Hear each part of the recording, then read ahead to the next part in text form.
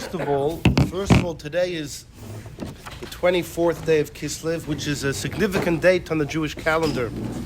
The Navi Chagai receives prophecy on the 24th day of Kislev to lay the foundations of the second Beis HaMikdash.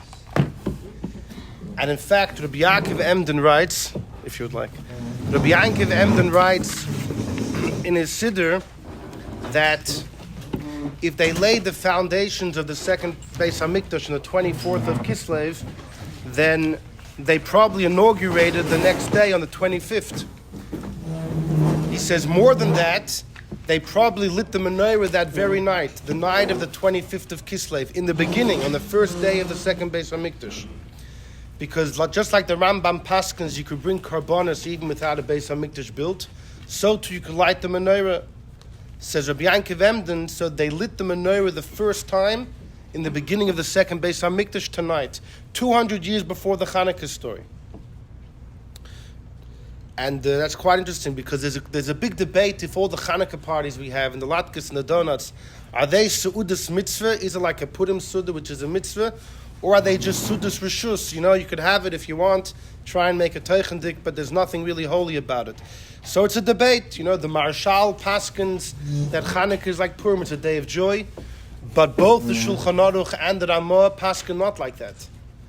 The Chlal Chassidim have a tradition. When it comes to laws of Avelus, we're always mekel. If there's a loophole, we're mekel. But when it comes to Simcha, we're always machmir. So if there's a machloikus, if you have to be happy, you got to be machmir, that machmir sign like the Marshal, and be happy.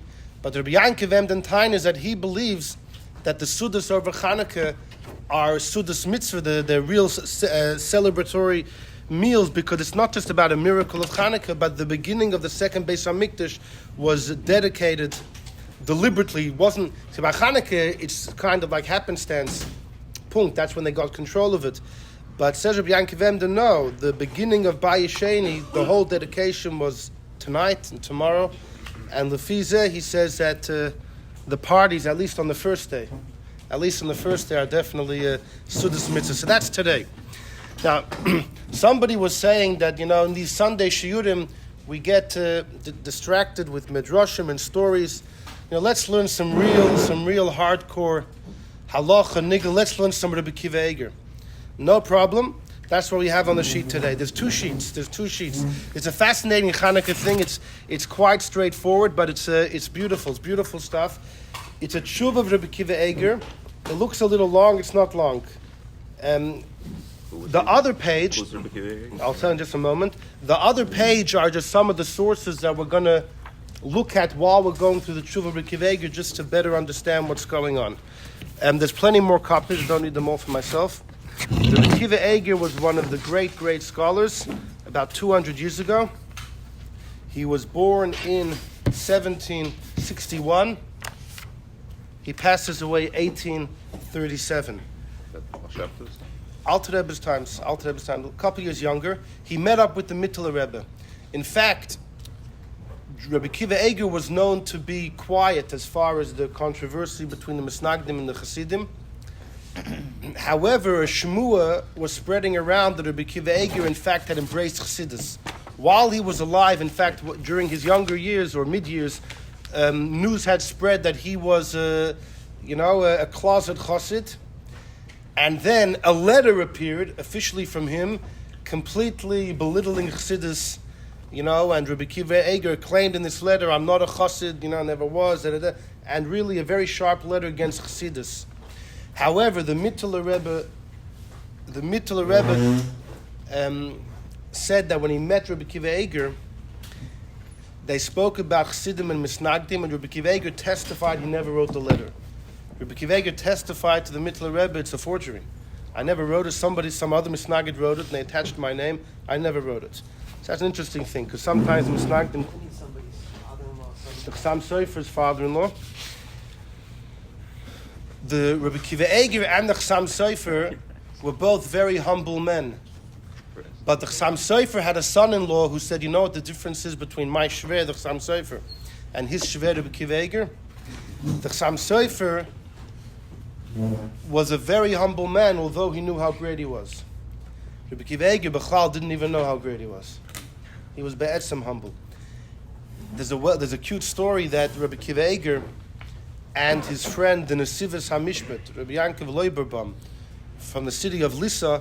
It's an anecdote they tell. I wasn't there, but this is what they pass on. That the two of them were once traveling together, and they were entering a Yiddish city, and all the people in the city heard that, who's coming to town. The whole city came out.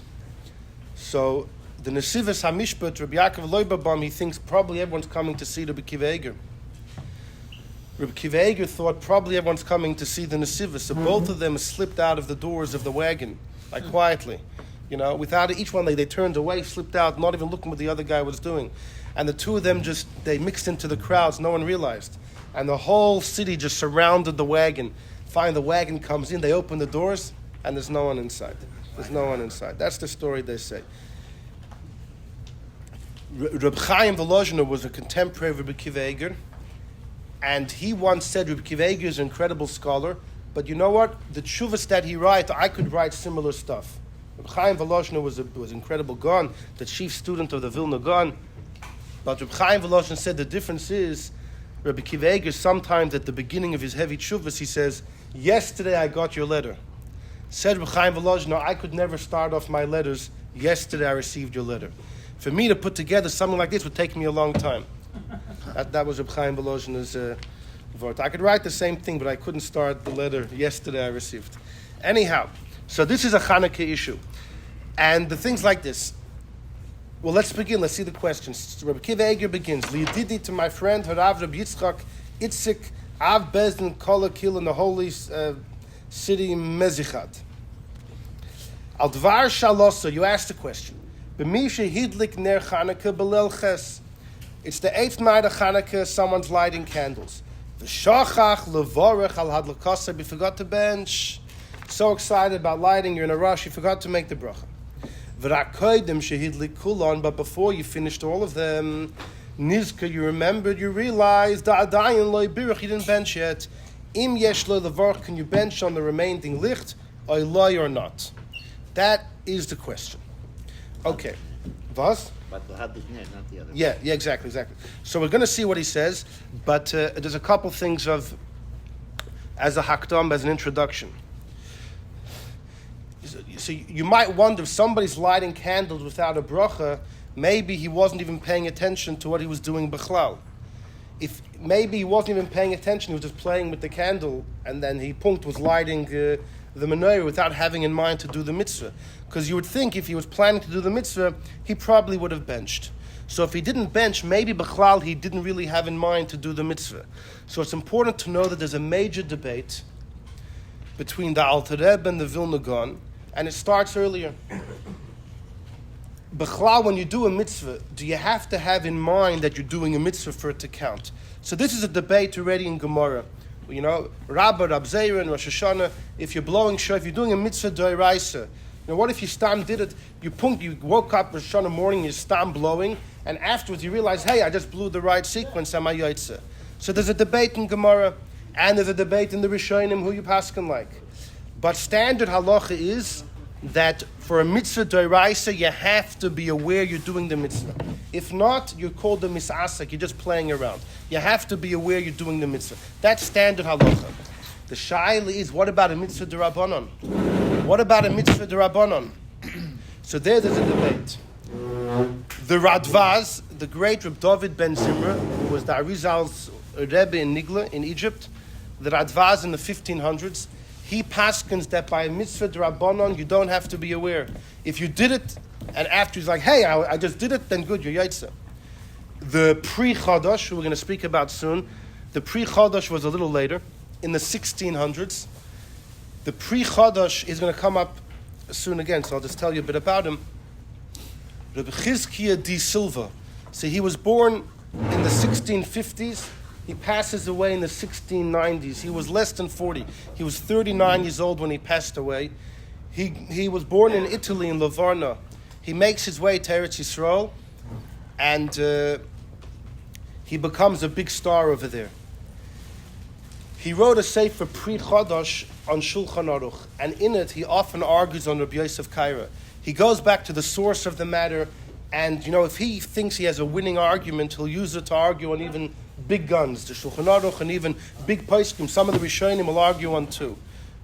And after he wrote these books, there was he met with major conflict. People said, "Verbe, who are you? A young man? You're arguing with Yosef Kaira?" In Egypt, they had a big conference, all the Rabbanim in Egypt, and they said, "What are we going to do with this Chizki in Eretz Yisrael, who's this Johnny come lately, a young man, and is just, he's destroying many psakim of Rabbi Yosef Kaira, he's arguing on him, and many Rishonim. Who does this guy think he is?" And they were debating him if they should be machrim Reb Chizki himself or just his Sfarim. And the conclusion of the meeting was Reb Chizki himself we're going to let live, but his Sfarim, also to read his Sfarim, also. They made a also to read any of his Sfarim. They said, you can't own the book and read it. You can't even have a small glimpse. Don't be caught opening the book and even taking a glimpse in the Sefer. That's how serious it was. The Chidor, though, writes, the irony is that the Pri Chodesh had a student who a few years later became the chief rabbi of Egypt. And all of his psakim were the psakim of the Pri Chodesh. So that's a funny irony of history. But either way, the Pri Chodesh is a big pasuk. The Alter Rebbe quotes him often. And the Pri Chodesh argues on the Radvaz. He believes even a mitzvah d'Rabbanon, you need to be aware that you're doing it. Right? If by the Seder you stam ate more or you would stam chewing it while you would, and then, hey, I just ate the kazayis of more, he holds you not yetzer. He holds you not yetzer. The Vilna Gaon paskins like the Pri Chodesh. The Vilna Gaon is well-known paskins that mitzvahs d'Rabbanon, you need kavanah. When we say kavanah, we don't mean Kabbalistic intentions. We mean just the realization that you're doing a mitzvah. But the Alter Rebbe seems to paskin like the Radvaz, that by mitzvah d'Rabbanon, you don't. Which would mean by Chanuka, if this guy that missed the bracha was because he was stam playing around with the licht, but if he's standing by his menorah and he lights it, and he's like, hey, I just lit. L'chayra, you would go into this debate that the Alter Rebbe would say you're yotzer. But the Vilna Gaon with the Pri Chodesh, l'chayra would say you're not. That's something maybe to keep in the background. But either way, Rabbi Akiva Eiger is taking for a fact that you're yotzer. Either he's going with the Alter Rebbe, or even with the Vilna Gaon, we're talking about the guy had in mind to be yotzer. He just forgot the bracha. So what do you do? So let's read one paragraph at a time. Nirali, he says, the birchas ala nisim v'shechayanu. Let's say it's the first night, so you're dealing with shechayanu. Or it's any night, and when he says the bracha of ala nisim, he means sha'asa nisim. He says when it comes to those brachas, he says it's a no-brainer. Im irakain belel alpha, if it happened on the first night, we're on number 1, the right column, 7-8 lines in. He says if you missed one of those, you should bench them. Because there's a din. If you're b'chlal not lighting candles yourself, let's say you're traveling somewhere, you don't have a house, you don't have a menorah, then if you see somebody else's menorah, there's a din in Gemara called horoya. If you see someone else's menorah, you can't make a bracha lahadlik because you're not doing anything. But you can make a shechiyanu if it's the first night, and you can make a sha'asa nisim. So says Rabbi Akiva Eiger, in this case, you're not any worse than someone who sees somebody else's ner Chanukah. The pshita, it's obvious. Av shaloi birich miyad betchilas riyasam. He says, if you're a guy who's b'chlal not benching, and you see somebody's candles through the window, right? Do you have to make the sha'asa nisim the moment you see it? No. But as long as you're seeing it sometime that night, you can make the bracha. What, so you think your own menorah is any worse? If you lit your own menorah, forgot to bench, for sure you can make a sha'asa nisim, and you can make a shechion. That's a no-brainer. But then he says, wait a second. There's a halacha, if somebody is away from home, is busy at work, his wife could light for him at home. Ishtoi madlekas olav. Ishtoi madlekas olav. And if she does, she's mitzvah you. She's mitzvah you because your chiv is connected to your home, and a woman has a chiv of ner Chanukah, so she can exempt the home by lighting the candles, and it patters you. But the question is, you're yotzeh the candles, but when you go home and you see someone's menorah in the window, do you make a sha'asa nisim there? So says Akiva Eiger, some achleikus. Va'af even l'shittas hacholkim ala bach. Those are arguing on the bach. V'sviralu, when they hold. B'madlekes ishtelov b'beis, if your wife lights for you. Einu mevarech ala re'iyah. Then when you're way home and you see somebody's, right, let's say your wife lit for you. You're coming home at 2 a.m. You know by the time you get home the menorah is out. But on your way home you see someone's menorah through the window. Do you make a sha'asa nisim there? So some hold no, because your wife already lit for you, and she made the brachas, so she covers you. So says Rabbi Akiva Eiger, that's why there some hold you don't do it yourself. But in our circumstance here, where you're lighting and you forgot all the brachas, you definitely can make a sha'asa nisim afterwards. He says, "Hi, no, that's kivan sheyaitza bad locker. Since you're yaitza when your wife lit, im kain had locker ubichasa. Your wife's lighting, your wife's brachas are hidliku b'beis. It's like you did it. She was like your agent. Masha enken hecha de hidlik v'loy birch. But here we're talking about you are the guy and you didn't make any brachas. Mehecha teisi nema. Why would you say do you gar koicha that you're worse? But masha hidlik milu loy hidlik." Imagine you weren't lighting at all. If you would see somebody else's, you can make shas anisim for sure on your own. Just like if you would see somebody else's, fine. That's the end of the first paragraph. It seems pretty simple. Just like if you're not lighting at all, if you see somebody else's, you can make a shas anisim. So too, you could make on your own. It's not so poshut. It seems actually there's a Rajba that disagrees with this. This is just for no extra charge, just a parenthesis. There is a Rajba who says that the whole din of the roya, that someone, if you see someone else's menorah, you make the sha'as anisim. The Rajba said this only if you're not going to light later yourself, obviously, because if you're going to do it yourself, and also you didn't light yourself in the past. Mashma from the Rajba, if you did light your own menorah that night, forgot to bench, you can't make a sha'as anisim with someone else's menorah. So it seems like the Rajba doesn't fit with this, but this is Rabbi Akiva Eiger's conclusion. But this is really not the main thrust of our discussion. He just continues, Va'af, even though in the next part, we're on the left-hand side now, Va'af. Regardless if he had intentions or not? Kavanah? Regardless. Va'af, even though that Bahagos Shulchan Aruch, in the Ramaz Hagos, he brings from the Maharil, that you should make all the brachas koidem sheyascha lahadlik. In the Ramah writes clearly, when do you make the brachas? Before you start lighting. So maybe that means you can't make a post facto. So it says Rabbi Akiva Eiger, hainu lechatchila. We're in number 1 on the top on the left column, 5 lines in. Avol diyevet, but post facto nira you could make the bracha on the nes and the zman. Va'alam faket misham ksas raya. From the fact that the Ramah had to write this din by Chanuka, you make the bracha before, it's a halacha everywhere. Why did Ramah feel the necessity? We know the general rule is mevorach, you have to bench before you act. So why does the Ramah feel the necessity to write by Chanuka, you make the brachas before? I know that. Elavadai, because when it comes to Nesvus Man Bashichyanu and Shas Nisim, really you would think who cares when you make it? Loi Shaykh Kol Kach Dafka Oiver Lasyasim to do it before. That's why the Ramah says, Mikol Makom Lechatchila, do it before. V'yesh Lidchus, he says, we can shlog mir up, but nevertheless, Hasvara Nir Kamesh Kasafti. He's convinced this is right. Fine, so that's the first thing, and that we're not going to get into. Rabbi Akiva Eiger Paskin Sha'asa Nisim you could always make. If it's the first night, you can make Shechianu. We mentioned there's a Rajba that seems a bit different. Okay, that's the thing. But the big issue is really the bracha of Lahadlik. The real issue is Lahadlik.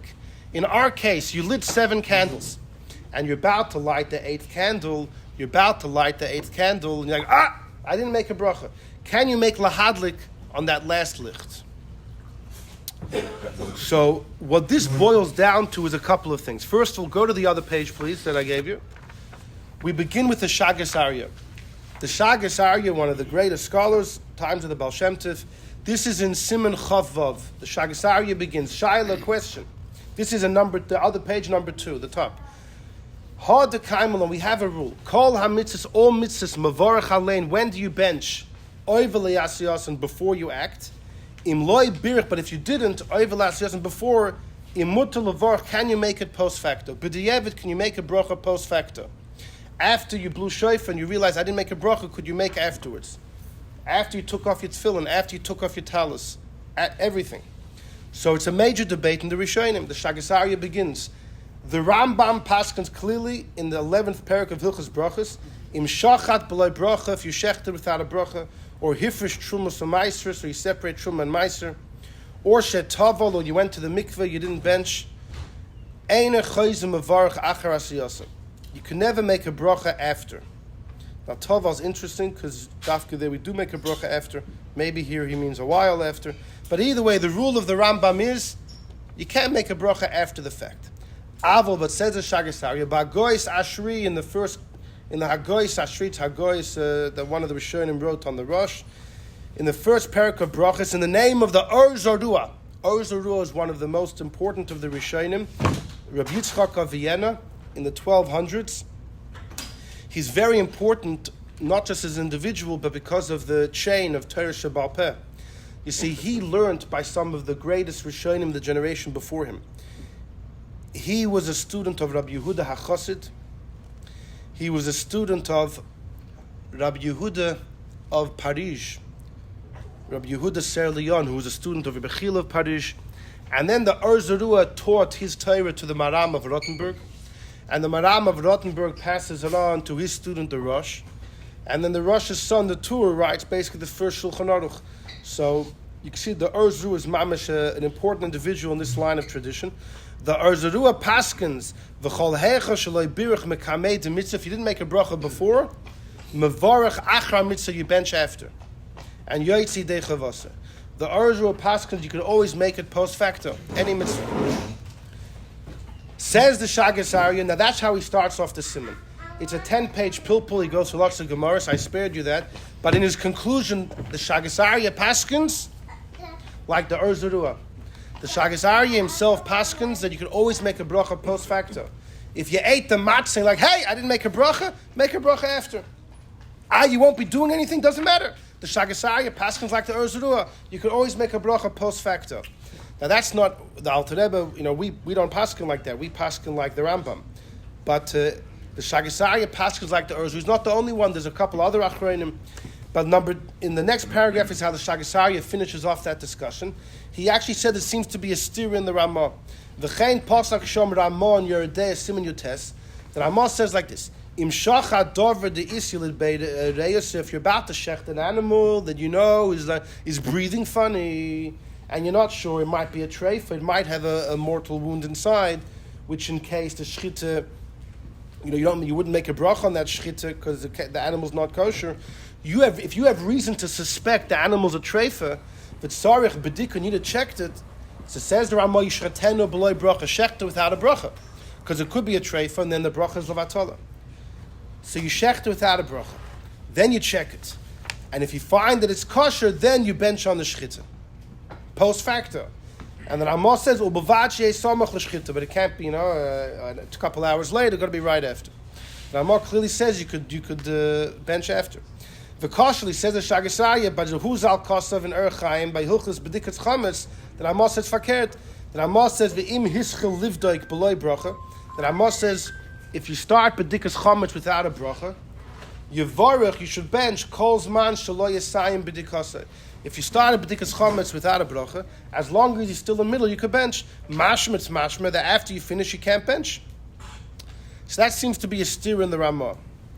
Mikal Makambi he says, I don't care regardless, because Kvar Nisbar, I already proved with 10 pages of Pulpulim, like the Or Zorua, Shimloi Birach ala mitzvahs overlay, says if you didn't do before, Mavarach achakach, you could bench after. That's the Shagasarya's conclusion. How do you Bechal answer the steer of the Ramah? So one way is you could say a difference of a deraisa and drabanan. By shchita is a deraisa. The b'dikas chametz is drabanan. Maybe that would be a difference. Because chametz might not find chametz, and it could also be a bracha. Okay, well, imagine here you went and you found chametz, so you don't go into that issue. But now you're done. So you could say one's rabbinic, one's biblical. Others taina that just like when it comes to a ger toiveling, he can't make a bracha and then toivel because he can't save a tzivona while he's a goy. So because he has no choice, he does it after. Or al natilas yadayim, right? If your hands are takatam or they're dirty and you can't make the bracha before. So when you don't have a choice, you have to make it later.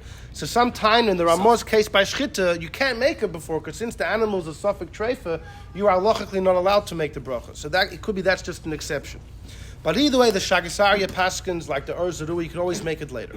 So in our case of Rabbi Akiva Eiger, the Shagasarya would say, of course you can make the bracha. If it's the 8th night and you lit 7, you could bench not because of the 8th, you could bench because of the 7, or the first one that you lit. Even more, even after you finished. Even after, right, exactly, even after, exactly. Fine. Here's the other thing. Go back to the, look at number 3, not the Rebbe Akiva Eiger page, the page of the Shagisar. You look at number 3 for a moment. This is just from a sefer, a contemporary who wrote a sefer in Hilchos Brachos, on Masechta Brachos. There's a well-known shaila, can you make a bracha on a minig? Can you make a bracha on a minig? You're going to say, V'tzivonu, Hashem commanded us. On a custom, there's no command on a custom. So look at number 3. Kosev b'shailas tshuva me'ava. The tshuva me'ava, Rebbe Elazar Fleckels, was a student of the Noida B'Yehuda. In a big misnagid he was, but he was a big Talmud Chacham too. Chelik Aleph Siman Samaches v'Zeleshen. He says like this: Hinen istapakti, I have a doubt. L'didan she'anu noigin lahachmer. We have a chumrah that in Torah, as far as the Torah is concerned, if a woman gives birth to a boy or a girl, afterwards there's a certain amount of time, depending if it's a boy or a girl, 40 days or 80 days, where any blood that she sees will not make her tameh. It's called dam Torah, pure blood. And it's mamish nothing, can be completely disregarded. She doesn't become tameh. And this was the din throughout the times of the Mishnayos and the Gemara. It was only the times of the Geonim this din changed. So nowadays, obviously we're machmir. If a woman sees any blood, she considers herself a nida, and she'll have to wait the requisite amount of days till she goes to mikveh. Can she make a bracha on that tevilah? Why is she toiveling? The Gemara never said she has to toivel. The Mishnayos never said. The Geonim said, can you make a bracha? So it's a major machlokes.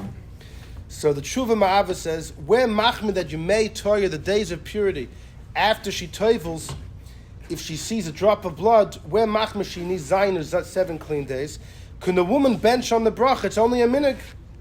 Is it better than the minig neviim of the Arava? What's this? So this is really where the sugya starts. In Masechta Sukkah and Daf Mem Daled, the Gemara speaks about the minig. Hishana Rabba, you take the Arava, you bang it, you wave it.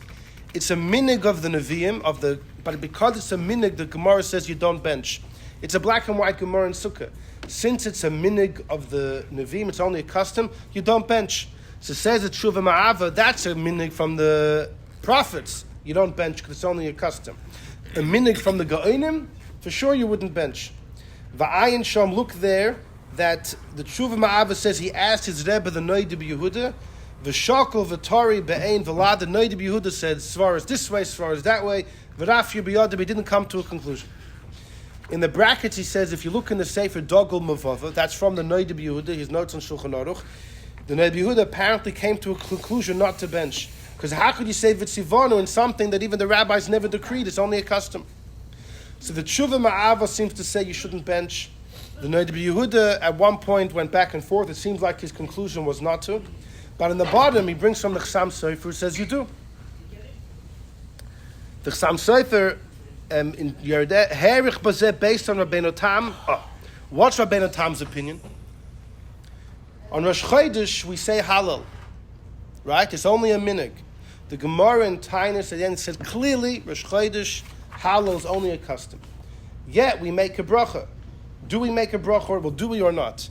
So the Gemara said it's only a custom. If it's only a custom, look what the Gemara said in Sukkah about the Arava. By a custom, you don't bench. And that's the opinion of the Rambam. B'chlal, the Rambam was very machmir by brachas. The Rambam holds that a woman who wants to do a mitzvah that she doesn't have to, like lulav or shoif or sukkah, can't bench, can't make a bracha. Right? The Rambam holds when you give a bris milah to an androgynous, for example. An androgynous is a suffix if it's male or female because it has both body parts. And you have to give a bris milah. Midrabanan for sure, according to many midaraisa too. See, this is just the tangential. We know whenever you have a suffix of the Torah, you have to be machmir, right? But is that din itself biblical or rabbinic? Does the Torah itself mandate that by a suffix you have to be machmir? Or it's only the Chachomim that say that by a suffix you have to be machmir? So it's a debate between the Rambam and the Rashba. The Rashba holds that biblically you have to be machmir. According to the Rashba, when the Torah says you can't eat treif, it also means suffix treif. The Rambam holds no. The Rambam holds the Torah only speaks about the definite circumstances.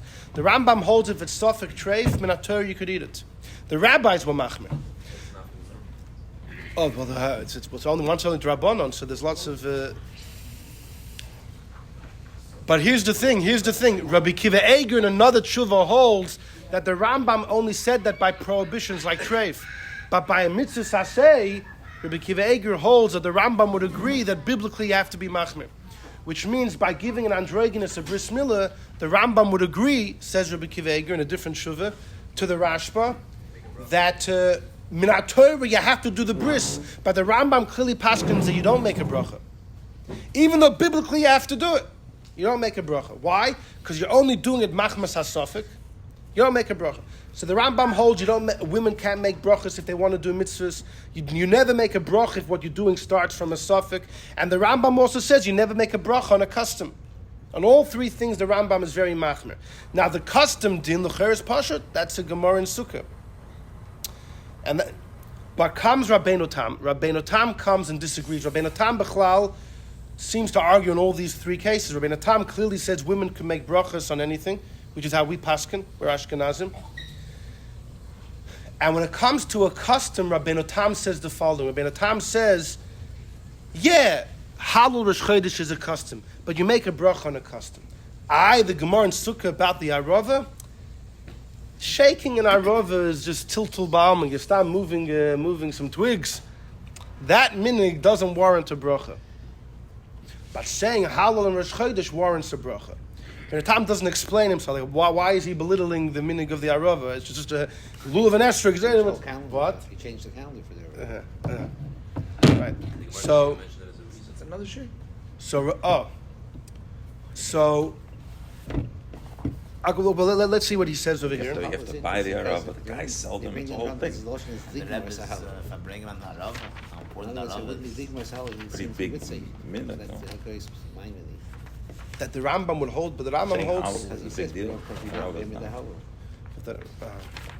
The Rambam would say that if it's a mitzvah, maling an androgen is no bracha, even though in a Torah you have to. But a minig, because it's not machmas hasofik, you would make a bracha. But most people understand the Rambam holds you don't make a bracha at all. And but Rabbeinu Tam holds you do. By the way, the Gemara in Sukkah brings us, the Gemara in Tainus brings a story that Rav went into a shul and he sees they were saying Halal on Rosh Chodesh, and he wanted to stop them. He says, well, you don't have to say Halal. But then he saw that they were skipping things out like we do. He says, it's only a minhag. So Rabbeinu Tam said, wait a second. Why didn't Rav realize the moment they started Halal that they skipped the bracha, that they're only doing it as a minhag? It must be they made a bracha. Unless Rav came in the middle. Rabbeinu Tam says, no, it can't be. Rav didn't walk in the middle of Halal. But he has a proof for it. He has a proof why it can't be walked in the middle. But so that's Rabbeinu Tam's right. You do make so. But says the Chsam Sofer number 3 he says the Chsam Sofer herich was it based on Rabbeinu Tam and Tosfos Khan that shekasav dal halal Rosh Chodesh mevorchim. Rabbeinu Tam holds you do make a bracha halal Rosh Chodesh. Ve'ein raya maradon proof from the Arava. That's just tiltul. That's just moving a thing. That you don't make a bracha. But on a mitzvah like halal for sure you bench. Again, Rabbeinu Tam didn't really explain. But the Chsam Sofer says, based on that Rabbeinu Tam, it's only on something which is somewhat insignificant, like moving the Arava, you don't make. But anything which is more significant, you do. And the Chsam Sofer ultimately says the difference is Maisa Zuta, Maisa Rabba. How significant is your action? The Pshat Rabbeinu Tam is a small Maisa is insignificant. If it's a big Maisa, you would. And going to mikvah is a big Maisa. That's some sofer talk of the cost of the imkan. Some sofer says the woman should bench because ein lechom ma'aser Rav means what's a bigger action than the woman? It's a whole day's affair. What's a bigger ma'aser than the woman going to mikveh? So you have the Noida Yehuda and his student Shuva Ma'av on one side that women shouldn't bench. The Chsam Sofer that they do, and that's the custom. That's the custom now. I don't know by all Yidden, but by us, that's the custom that you do bench. But the Reb Sadia Gaon says when you go to mikvah on Erev Yom Kippur, you should make a bracha. And everybody asks, what type of story? Just because it's a minhag, since when do you make a bracha on a minhag? But with the Chsam Sofer, it might be similar to the woman toiveling on the Dam Torah. Anyhow, so either way, how does this help us? Because there is a Sfas Emes. This is not even the Sfas Emes we're going to see in a moment, but there's a Sfas Emes who says, you know what the Pshat in Rabbeinu Tam is? When do you make a bracha on a custom and when do you not? Said the Sfas Emes like this. It works like this. If what you're doing is a mitzvah in other circumstances, then even when you're doing it as a minig, you could say v'tzivanu, because this act, b'chlal, is a mitzvah. But if what you're doing is completely only a minig, you can't say v'tzivanu. So he says, Rabbeinu Tam meant like this. Halal on Rosh Chodesh, halal is a mitzvah. When? On Yom Tov. Halal is a mitzvah. So therefore, when you do it on Rosh Chodesh, you could say v'tzivanu, because there is a tzivui to say halal. Not today. Today is only a minig, but there is a tzivui b'chlal to say halal. The bracha is not incorrect. Hashem was mitzavas to say halal, but you can't say v'tzivanu on banging the arava. There's never a tzivui to bang the arava. That's how the Sfas Emes learns Rabbeinu Tam. Accordingly, in our case by the menorah, when if on the 8th night you're about to reach the 8th candle and you're about to l'chayra, you should. And in our case, we didn't make a bracha yet. You're holding by the 8th candle and you want to bench. L'chayra, you should be able to bench. Because our minig is to light every night according to how many nights is of Chanuka. We go like Beis Hillel, we're Moisef v'Hoilech. The Gemara calls it Mahadrin Mina Mahadrin, and it's a minig. And l'chayr, you should be able to say v'tzivanu on that last candle, because b'chlal lighting ner Chanuka is a chiyuv. L'chayr, Rabbeinu Tam would allow you to bench on the last candle als minig. So l'chayr, we have so far we've seen what? The mitzvah is on the first candle. Okay, but there's a minig to be mahadrim and a mahadrin. Right, and we're talking about minig here. So let's go back to B'Kivega's tshuva. I'll say some of it outside. But l'chayra, go back to number 1. So the guy in our situation, it's the 8th night Chanukah. It could be any night. The 5th night, you already lit a few, you have a few left. And you realize you didn't bench. Can you bench on the remaining candles? So, Sha'asa Nissim, Rabbi Kivega said you can. If it's the first night, you do Shechianu, fine. But can you make lahadlik and then light a couple candles? So what we've seen now already 2 reasons why, yeah. According to the Shagasarya, you could make the bracha because you can always make a bracha post facto, like the Urzurua. But then we saw another logic, that according to the Sfas Emes' rationale of Rabbeinu Tam, you should be able to bench on the remaining candles because it's a minig. And how could you say v'tzivonu on a minig? Well, the Sfas Emes learns in Rabbeinu Tam, as long as the minig, the act you're doing, is elsewhere a mitzvah, then the bracha can be said of v'tzivonu. So let's see what Rabbi Eiger has to say about it. So he says, we're number 1, top of the page, left-hand side, the paragraph begins, le'inyan birchas lahadlik l'chayra, you would assume that once you lit the first candle, the main part of the mitzvah is done. What's left is only hidur, right? Really, you only have to light 1 candle. All the extra candles are just beautifying the mitzvah. L'chayra, you garma mitzvah, so when you light the first candle. And he just spells it out for us. Masha moisef haneris, what you add is only hidur mitzvah. You would think you can't bench on it. So he begins his journey. So first he says, wait a second. Forget about the fact that every night you add another candle. How many people bench on the menorah in your house? It's not just the father, it's everyone. Mahadrin mina mahadrin is that everyone lights, and you, according to the nights of Chanukah, but everybody lights. Now there happens to be an important debate between the Rambam and the Ramah. The Rambam holds mahadrin mina mahadrin is that the master of the house does all the lighting, but he lights enough candles corresponding to the amount of people in the house, and going up every night. The Ramos says no, each person themselves should do it. So going with the Ramos understanding that each one does it, so wait a second. After the father has lit, the mitzvah, the real mitzvah is already done, right?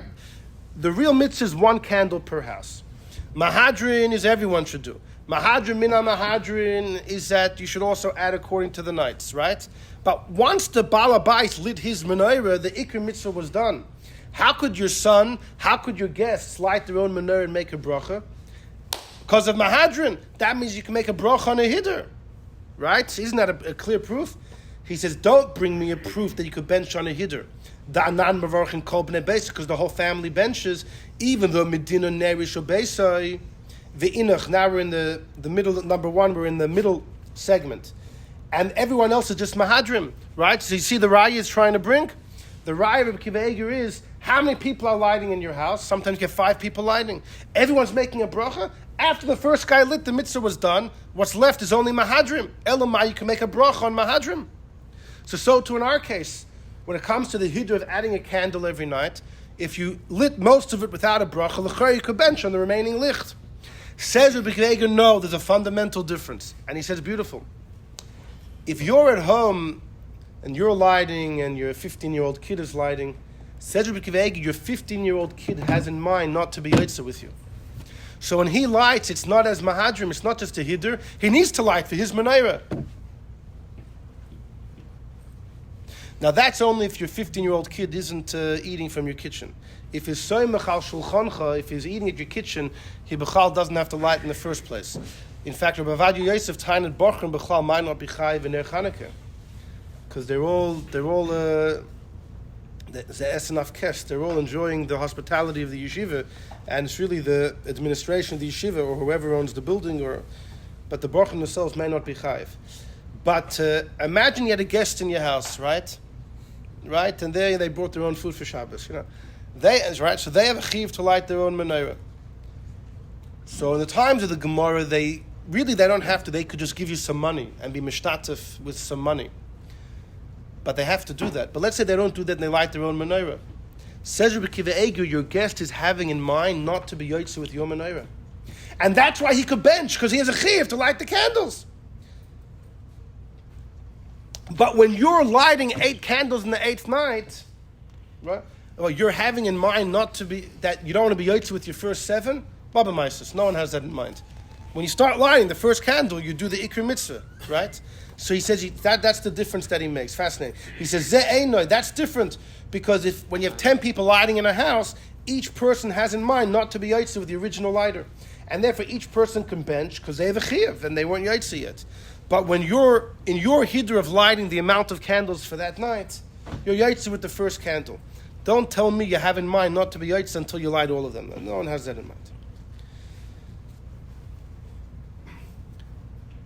Fine. Let's jump down to Va'ayim B'Pri Chodesh. That's the next paragraph. So, as far as Rabbi Akiva Eiger is holding now, he doesn't see any reason why you should be able to bench on the last candle. Okay? But now he's going to give 3 reasons why you can. And he's going to say only if all these 3 reasons apply, can you light the candle. It's really fascinating. And by the way, this entire tshuva is brought by the Mishnah Berurah LaHalacha. The Mishnah Berurah quotes all of these dinim from this tshuva of Rabbi Akiva Eiger LaHalacha. Even though we're going to see that the Sfas Emes that we have on the other page is going to disagree. But either way, the first thing Rabbi Akiva Eiger says is like this. There's a big debate between the Pri Chodesh and the El Yerabah. What does the Pri Chodesh say? Join me on the other paper. I have it on the other paper. You can see it inside. The Pri Chodesh, number 5, says the Pri Chodesh. Nish'alti, I was asked a question. Mi shehaya oimet, somebody, it was the 7th night of Chanuka. And he was supposed to light 7, but he thought it was the 6th. And he lit 6. And he finished lighting. And 10 minutes later, it's like, there's a 7th candle to be lit. Does he make another? In this case, you already benched on the first 6. But an hour later, there's another candle. Do you make a bracha on the 7th candle? V'heishavti, says the Pri Chodesh, I answered. Kivan the mitzvahs Chanukah is nerish abeisoi. The real mitzvah is 1 candle for the whole house. Inach the madlik, the others that you light, is only a hiddur. Loi boy bruch, you can't bench on a hiddur. The Pri Chodesh writes black and white, you can never bench on a hiddur. Finished. Va'oi, the second raya, because the Beis Yosef brings from the Orchos Chaim, Mi shaloi hidlik belel gimel el abeis neris. If it was the 3rd night and you only lit 2, and the story happened, like who would ever make a mistake and light the wrong? It happened in Lunel, in southern France. Viskim, when all the rabbis got together, they pounced on the case. The Orchos Chaim was written by Rabbi Aaron of Lunel. He lived there. But the rabbis got together, right? This is a great story, a great Chanukah story. And what does the guy do? They said sheyadlik mashachosel lahadlik, that he should light the 3rd candle, but he doesn't have to bench. He doesn't have to bench. You don't bench on a hiddur. And then he throws in even the Trumas Hadeshin. The Trumas Hadeshin holds an achsanoi. If you have someone staying in your house for Chanukah, If he wants to light with the bracha, he could. Says the Pri Chodesh, but here he would agree not to.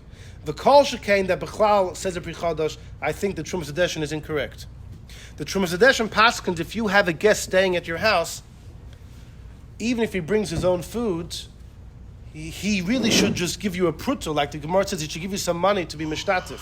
But for him to light his own candle and make his own bracha, the Pri Chodesh is not a fan of. But the Trumas Hadeshin says he can, and that's what we do. But says the Pri Chodesh, even the Trumas Hadeshin who says he can light his own candle and make a bracha, but in this case, when it's you, right, and you made a bracha, you lit 6 candles, and then you remember, there's one more to light, you wouldn't make a bracha on a hiddur. Fine. Pretty straightforward psak of the Pri Chodesh. So says Rabbi Akiva Eiger, you already made a bracha. well, let's see what he's going to say. Says we're in the middle of the page on the paragraph V'ayim b'Pri Chodesh, look in Pri Chodesh, Shekosav, he writes Nishalti, we just saw this inside, so you can skip the next 5-6 lines, we just saw it. So go to the left-hand side, the second line. Emes says Rabbi Akiva Eiger, Kfi haraya beis me beis Yosef. If you look in the beis Yosef, then Raya Lister Svarasa Rishona, the Pri Chodesh, is actually upslogging his first thing that he said. Because when the beis Yosef speaks about that case in Lunil, which was on the third night of Chanuka, someone accidentally lit 2 candles, the beis Yosef says, you know why you don't mention the third candle? It's very simple. When you made a bracha on your menorah, do you have in mind how many candles you're going to light? No, you stop making a bracha for however the amount of candles. That's b'chlal, however amount, right? However the amount. So therefore, when you lit 2, right, the bracha was really covering all the candles. So if an hour later you lit the third, the bracha still covers it. We have a rule. If you make a bracha on a mitzvah, and you want to cover a few of the mitzvahs, right? But you didn't have to do all of them, then there's no such thing as a hefsek. By shchita, if you make a bracha, mamish like this case over here, to light as many candles as you're going to light, you really only have to light the first one. So then the bracha will cover all the other candles, even if you lit some of them an hour later. It doesn't matter. That's what the Beis Yosef says. So says Rabbi Akiva Eiger, what do you see from the Beis Yosef? Unbelievable. He says, the fact that the Beis Yosef says the reason is, the daitoi hoya, that the person had in mind, when he made the bracha to cover all the candles, mashma, that if you wouldn't have made a bracha at all, you would bench on the last candle. And you do make a bracha on the hiddur. And Rabbi Akiva Eiger quotes the El Yerabah who mamash says it. So that this paragraph, what we have is like this. Do you make a bracha on a hiddur?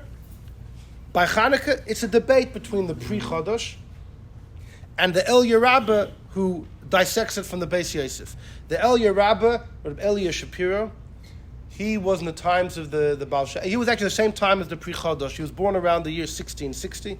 It's about 40 years older than the Baal Shem Tov. And he was one of the big Rabbonim in those days, and he wrote a sefer on the Levush. He wrote a sefer on Mordechai Yafi's Levush, and it's called El Yerabah and El Yezuta. It's a very important sefer. Al Rebbe quotes it quite often. And he lived in Prague. He was a Rav in Prague. And it's a debate between them. So again, the Pri Chodesh said that you never make a bracha on a hiddur. The Pri Chodesh's case, punkt, happened to be that you made a bracha and you lit candles, and 2 hours later, you chapsicha had to light more. Pri Chodesh says you can't make a bracha on the remaining candles, just a hiddur. So in our case, where you didn't make a bracha at all, and you lit 7 candles, and you realize there's one more to light, Pri Chodesh say the same thing. You can't make a bracha on that candle. You can't make a bracha on the hiddur. But the El Yerabah says no. The El Yerabah says you can make a bracha on the hiddur. Fine. So far we have one logic why you would make. To soymech on the El Yerabah. But Rabbi Akiva Eiger continues, he says, wait a second. Imagine when it comes to talis and tefillin. This is mamash getting fascinating. Talis and tefillin. You're supposed to make a bracha before. What if you took off your talis and tefillin and then you realize you didn't make a bracha? So we already saw from the Shagas Ari, it's a debate, the Rambam and the Ur Zarua. The Ur Zarua says you can always make a bracha post facto. The Rambam says not. But there's a middle case. What if you're wearing your talis and tefillin, and while you're wearing it, you realize, hey, I didn't make a bracha yet. The Rambam there admits you can make a bracha. Why? Because since you're going to continue wearing the talis and tefillin, it's considered a bracha before the act. So the shaila is by Ner Chanukah. It's the 8th night, you lit 7 candles, right? Let's say the first candle is the main candle, right? You lit it. But the candle is in the middle of its duration. For the next half hour, it's lit. Would the Rambam compare that to talis and tefillin? You can make a bracha because the candle is still in the middle of its mitzvah. Well, for sure, the Rambam would hold it if you're lighting still the 8th one, that you should make a No, that's hiddur. We saw, in other words, like this. The 8th night, you lit 7 without a bracha. You want to make a bracha on the 8th. Machlokas Prichodesh El Yerabba. Prichodesh says no, El Yerabba says yeah. But now there's something else to throw in the mix. Maybe I could still make a bracha on the 1st because the 1st is still here. It's like by talis and... Even if you had lit all 8. Exactly. Yes. So says Rabbi Akiva Eiger, Mikol Makam, and now he's going to bring such a good unbelievable Mikol Makam Ladin or Nirali, but I think over here Yesh Lismachol you could bench the Yesh Litzaded Oy because I could put 2 more things in the mix. Number 1, the Af Benizker Acher Gemar Hadlakasa. Even if you remembered after all 8, you should still bench. Why? Given the Tzorach Shir Lahadlaka, since when you light the candle has to have enough oil to last a half hour, which is Mishatishka Chama from sunset at Shetichlu Regel Mashuk till people leave the marketplace. Va'ayin Shulchan Aruch, the Shulchan Aruch Paskins Im Nasam Bashem Pachas Mishir. If the amount of oil in the cup could only last for 10 minutes and you light it, you're not Yotze, right? It has to have enough fuel to last a half hour. Now it's true that once you light that candle which has enough fuel, if it goes out a second later, you're Yotze. But the fact that it needs to have the fuel for a half hour might mean that for the next half hour is considered the duration of the mitzvah. In kain kol meshach hadlakasa dai mitzvasa kayemes v'nimshach. Kol zman it's lit, the mitzvah continues. And he brings a rush, a beautiful rush. You ever wonder, Moshe Chaim, you asked me a while ago, some mitzvahs you say asher kedishanu b'mitzvahs of le. Some things you say al. Al achilas matzvah. Al mitzvahs tefillin you make on the shorosh, lahaniach on the yad. Why the difference? Some mitzvahs are al, some are le, and many are actually machlokes rishonim. The Ramban, the Ran say the mitzvah, the brach is lechol matzah. You know? Or, what's the rule? When do you say al? When do you say le? So there's lots of shittas. There's a long Ran in Psachim. You know what the Rosh says? Says Rabbi Akiva Eiger, look at the Rosh in Psachim. The Rosh says, you know what the reason is? Mavarach leisatev b'tzitzis lanich tefillin leishev basukah. Why when it comes to some mitzvahs you say lehisatev b'tzitzis lehaniach tefillin leishev basukah lahadlik ner Chanukah.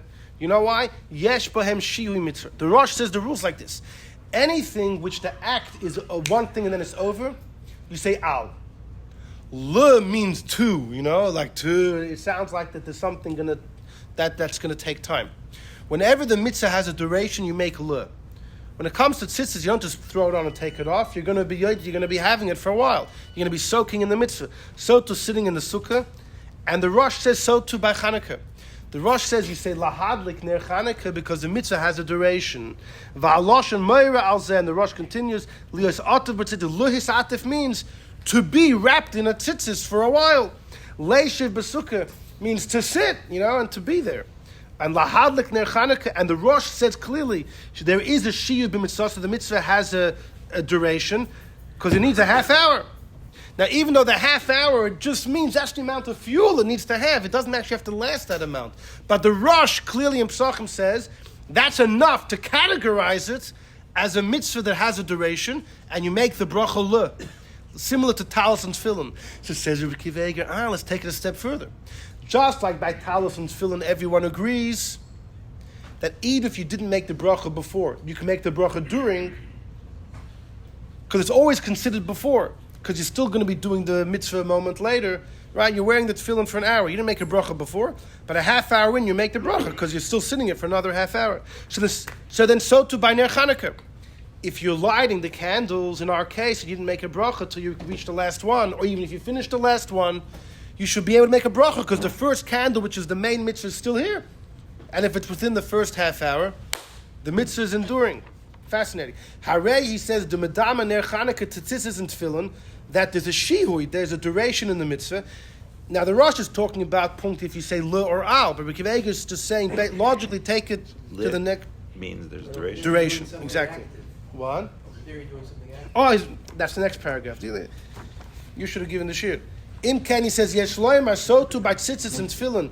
You can make a bracha after you put them on because adayin oisik b'mitzvasam. Since you're in the middle of wearing the talis and tefillin, it's always considered before. So too by ner Chanukah. So according to this, you can make a bracha in our case when you lit the 7 without a bracha and you're up to the 8th. The Pichodah says you can't make a bracha on the 8th, it's only a hiddur. Forget about the 8th, you're making a bracha on the 1st. He asked, after it's not mamish like talis and tefillin, because there you're actually doing something. So to a mezuzah on your door. If you didn't make a bracha when you put the mezuzah up, you can make it later. You're not doing anything, but he says, kol rega have a tchilas mitzvah. In fact, Rabbi Akiva Eiger famously has a shiloh that every time you walk home, you should make a new bracha on your mezuzah. That's a separate tshuva that he has. But he says similarly over here. He says that every moment you have a mezuzah in your house, you're doing a mitzvah. The ilu not lo mezuzah. What's the bracha you would make every time? Maybe al kviyah, maybe you'll change the nusach to al kviyah's mezuzah. Yeah. Al mitzvat mezuzah, al kviyah. Right? Yeah, I don't. Right. But all the time. I mean, it's not. Likvaya is continuous. Yeah, but if you're making a bracha, no, you're asking Lamaisa what bracha are you actually talking about? When The you mitzvah itself is you could say continuous l'kavaya. Yeah, you say l'kavaya. No, but you're not doing a ma'aser. Like it says, The mitzvah that right. doesn't make a mitzvah because you're such a mitzvah. You don't sleep there. You say- Right. In other words, right, exactly. Yeah. In other words, you'd still say l'kavaya because now you're not doing anything, but there is a mitzvah l'kavaya. Yeah. Right. Exactly. That's You apply only- the same words. It's only if you sleep there. But if you don't sleep there like an office, Okay. then it's mitzvah. It's not the Fine. Okay. Fine. Fine. V'chein belulav. Now he says interesting. He says by lulav, you know, usually we say that once you pick up the lulav and esrog without a bracha, you already did the mitzvah. But he says nishtazoi. He says Tosfos says that the nanuas that when you shake it during halal is part of the mitzvah, and therefore mikri over lasiyasan.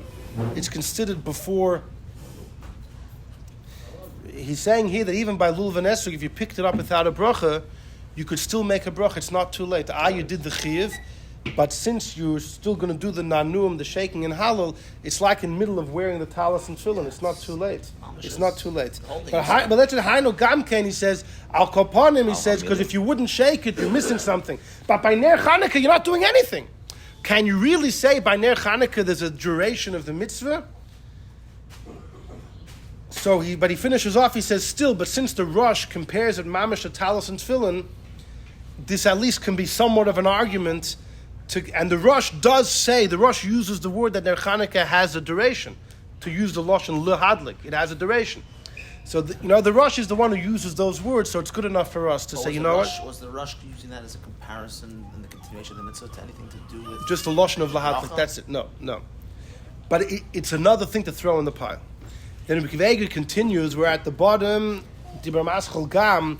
Now he throws in the Shagasarya. He doesn't quote the Shagasarya, but he says, you should know there are poskim who hold that Bechlal, by all brachas, if you didn't make before, you do after. He quotes the Shach and Simon Yutes.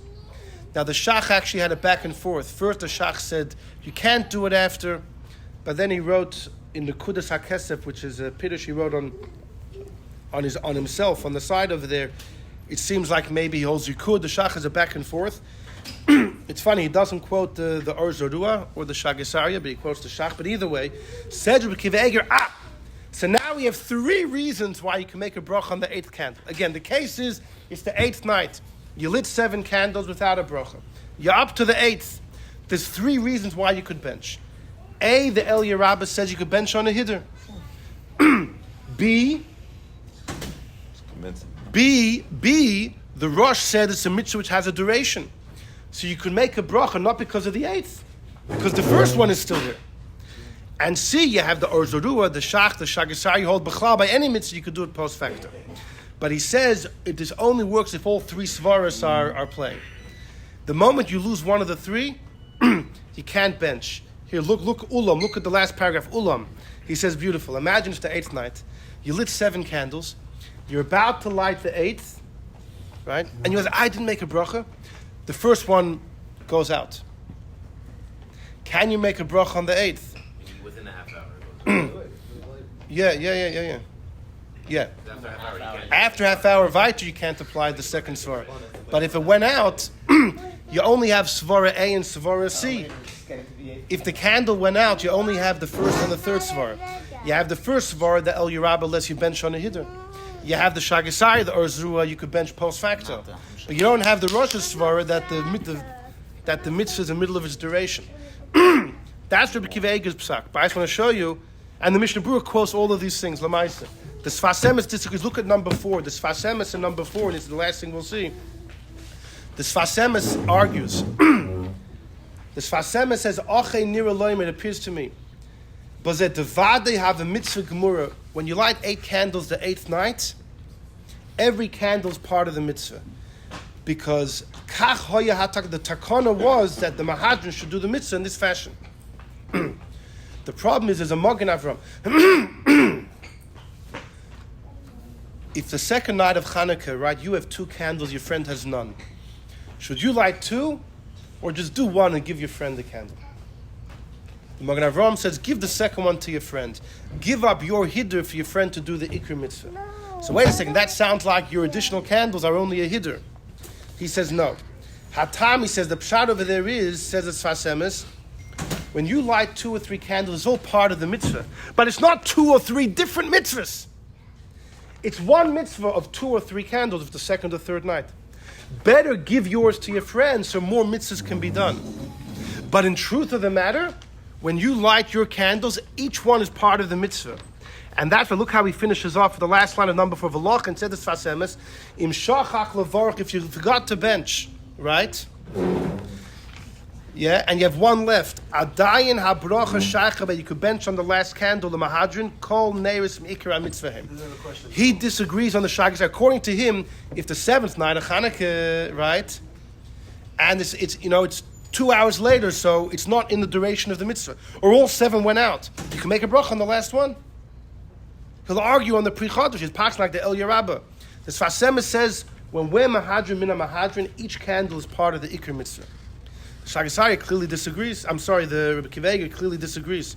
But what's funny is if you look in Shulchan Aruch, Rabbi Yosef Kaira doesn't write, the real mitzvah is only 1. The mahadrin light for each people in the house. Mahadrin mina mahadrin, add for each night. He doesn't say that.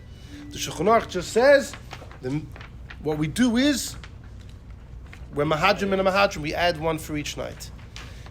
And many ask, why did the Shulchan Aruch quote the whole story like it says in Gemara? It's only a mahadrin. Why did the Shulchan Aruch tell me the base din, the base halacha?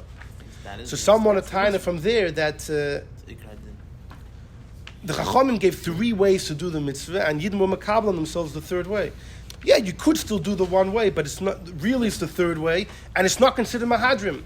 Once the minig is to do all 8 on the 8th night, they're all part of the ikr mitzvah. According to Sfas Emes, you could bench just on the last candle. According to Rabbi Akiva Eiger, it's only when you have all 3 svaras at the same time. You need to be able to have another candle to light, so you could throw in the El Yerabah. You need the first candle to still be there, to throw in the Rosh, right? That is the middle of its duration. And then he threw in also the Orzuru, the Shagasai, the Bechlal, you could bench post facto. Over here pulling the b'shechas, this whole thing. In the middle of its duration, meaning that it's still lit? Meaning some During things the are half hour, during the life. time During of a the half mitzvah. hour? What if it's a 2 hour? No, it's not part of the Whole mitzvah. life, then. Bechlal, after the half hour goes, you're allowed to use the light for your own benefit, if you want. That's only for Where machmir like the marshal, you shouldn't, but only because Marisayim. Marshal says someone will look, doesn't know it's past the half hour. But in theory, once the half hour is over, the mitzvah is over. The mitzvah is over. Strange. So the first candle has to be still within the Exactly. Yeah. Okay. I'm stuck on the al and the live because al hamila. It's a mitzvah that's done, or it's like a whole life, like a malta. Right. Why do we do Alan? I mean, for filling one Alan? Yeah. No, he's saying lahaniach too, but it's al mitzvah. By tefillin. Why is one Shoresh. down and one still The like that? Rogash over there says that ukshar tom lo isal yidecha, the yad, the mitzvah is the kshira. So you say lahaniach because the mitzvah is the action. But when the Torah speaks about the shal rosh, it doesn't say put it on. It says v'hoyu, they should be there. The mitzvah is for it to be there. So we frame the bracha after the mitzvah. Have you analyzed all the Al's and the Liz? And Well, I'll tell you, the Ran had, the Ran said the difference is, do you have to do it yourself, or you can get a shliach to do it. If you have to do it yourself, says the Ran, you got to say le. If you can get a shliach like Mila, you could say al. Yeah. What was the Eli Rabbah again? You can make a bracha on a hiddur. What was his svara? Ali Rabbah says that in the case of Lunil, in the story in Lunil, France, when the third night the guy benched, he lit two, and he woke up later, I my third candle. Ali Rabbah, if you look in the Beis Yosef, you know why you don't bench in the third candle? Because your first bracha covers it. Your first bracha covers it. But if you didn't make a first bracha, you would make on the hiddur. Yeah. Kisa Dama, what's the bracha? Even the lashon, even the way they write it, that makes sense. By the way. Yeah. That's the whole word by the Shochet, that when by Kaparas, you're supposed to pay